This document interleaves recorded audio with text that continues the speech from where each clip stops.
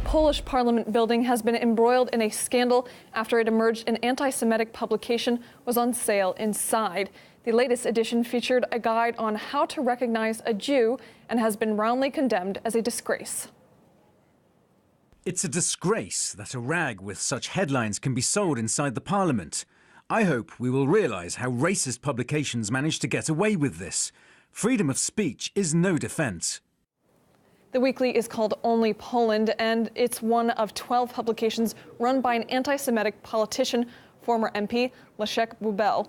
Only Poland has been on sale nationwide for more than 2 decades. Following the scandal, its sale has now been banned in the parliament. Now, relations between Poland and Israel have become tenser in recent months. In February, Israeli Prime Minister Benjamin Netanyahu enraged Warsaw by saying the Poles collaborated with the Nazis during the Holocaust. Things weren't helped by the Israeli foreign minister, who threw in that, quote, Poles suckle anti-Semitism with their mother's milk.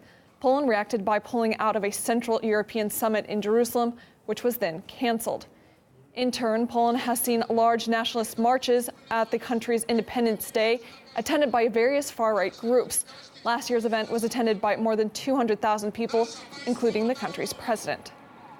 We now go live to Dr. Ephraim Zuroff, the director of Simon Wiesenthal Center. Thank you for joining us on the program.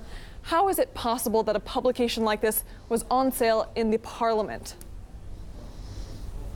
Well, that's not a question you have to ask me. The question is, indeed, how could such a publication be published in Poland in general?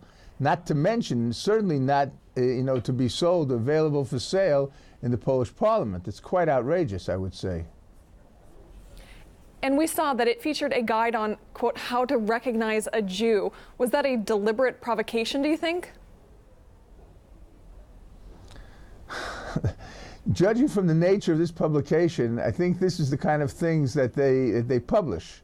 I mean, obviously, it's as if they're afraid that Jews are infiltrating Poland or Jews are undermining Poland, and you won't be able to recognize them, and you need their help to be able to recognize a Jew. I mean, it's ludicrous.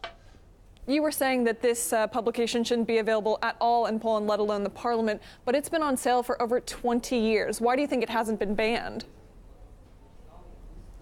Obviously, because they're afraid of someone in government is afraid of alienating people who read this publication and who actually believe the lies that they're propagating. Do you think that there's any chance that this scandal will lead it to be banned? I would hope so. I definitely would hope so. I think that most people in Poland do not subscribe to such ridiculous lies about Jews. But unfortunately, there are some people who do. I mean, this is a remnant or a vestige of the deep anti-Semitism that existed in Poland during the interwar period.